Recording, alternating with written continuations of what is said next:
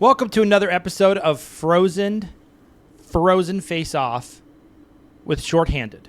Is it college? No, I love college, but we are in the Final Four of the Eastern Conference. So I like to call it the Frozen Four of the Eastern Conference because next time is going to Eastern Conference champions, Western Conference champions, they all get trophies. You've made it this far. You should be very proud of you and your team and your city. You're now in the elite group of the Final Four in the Eastern Conference, and we're going to go over the Washington Capitals, your favorite team, Nick, and we're going to go over the next most favoritist team, Carolina Hurricanes. The biggest question that I have in this series, before I even get into it, is will their goaltender come back for Carolina? We all saw Logan come back for Washington. We saw him leave and then come back and play great, and they knocked out Montreal. Carolina had New Jersey Devils' number. The first series was not that exciting. Both of these teams kind of did business. So now they face each other. So who are you feeling is going to move on to the Eastern Conference Finals to face off? I feel like it's a huge thing with goaltenders because, like I said, when Charlie Lindgren was playing, if Montreal was facing Charlie Lindgren, not Logan Thompson, they would have backdoor swept that series.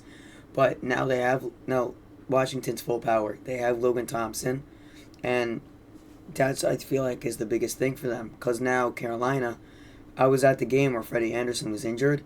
I just felt it was weird. I don't feel like it was a big enough hit to get him down on the ice and out of the game. Something that must different have happened. But now, if they don't start him and they start Kochetkov, I feel like it's going to be big for them because Washington has one of the best shots in the league. You got Alex Ovechkin. He just got the goal record. So, you got to be worrying about that. There's Tom Wilson, and there's, these new guys. Jacob Chikrin, and then the decor. I mean, they got John Carlson, Van Riemsdyk. I'm pretty sure Favari is might still be out. But it's going to be hard for Carolina with the goaltender. But then I don't feel like Washington has the depth that Carolina has. Like we said last episode with Florida's depth, I feel like Carolina has that. They have a very strong decor with Brent Burns, but also he should be in a nursing home. 40 years old. He's older than Ovechkin, which is crazy. But, yeah, and then you saw the overtime goal that won it for Carolina in Carolina. So they're very hyped coming off of this series. I don't feel like Washington will ever have that energy, and also I'm saying that I'm a Penguins fan, but I feel like Carolina's energy in the playoffs is just more and more than Washington. So I'm going to take... I want to take Carolina in 4, but that's not going to happen. So I'll take Carolina in 6, ending it at home.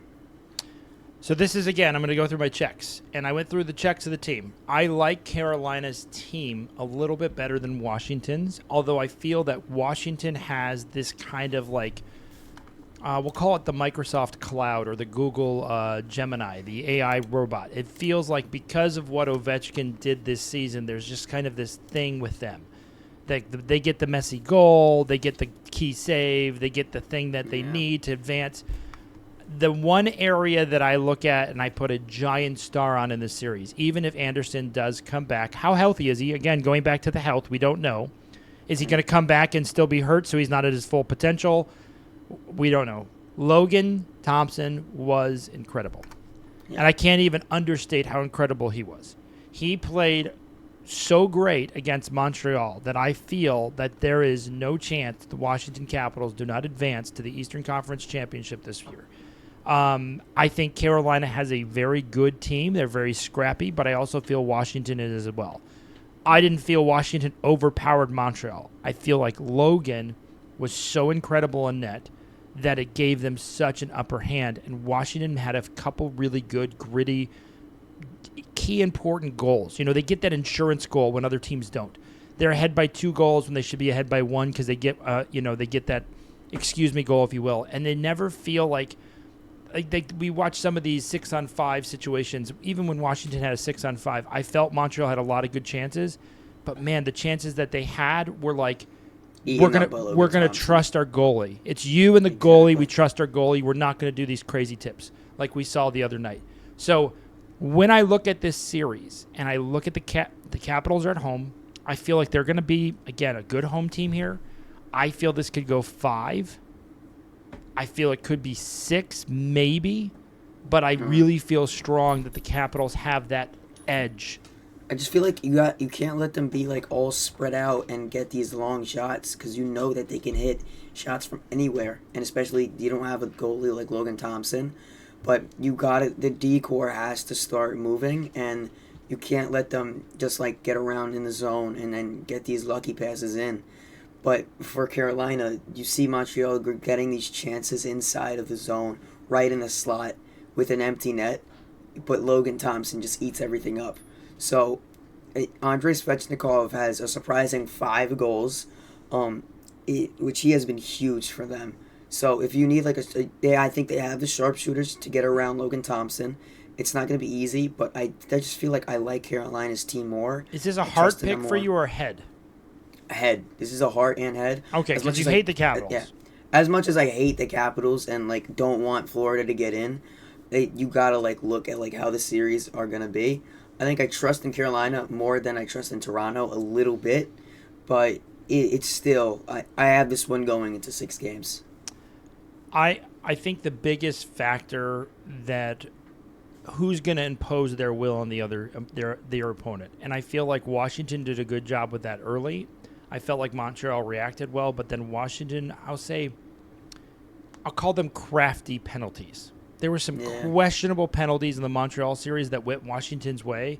I feel like the veterans know how to get that, and I somehow feel when I watch the Hurricanes in the playoffs, they don't get the calls, the key important calls that like say the Washington Capitals are going to get.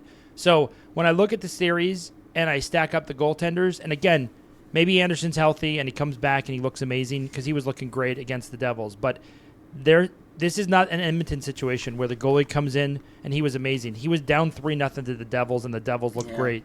Now, Carolina shored that up and were able to overcome that in double overtime. You're talking about a whole series with another goalie. I think that's really hard. If Anderson does come back, the question is he healthy? I can tell you right now, I know what I'm going to get with Logan, and I trust Logan. And I feel like Logan's going to catapult them to the next round. And Carolina has the best penalty kill in the playoffs. They didn't give up 1 to New Jersey. And obviously, we knew that New Jersey just couldn't score. And New Jersey had injuries. That's why. Yeah. But still, you also have Luke Hughes and Jack Hughes on there. But you can't leave out like Jesper Bratt, Timo Meier. Timo Meier is one of the best goal scorers, like dare I say, in the league. I love him. And then you also have Nico Hischier, the captain. So you can't leave out like the Devils' firepower to get to the net and score on a power play.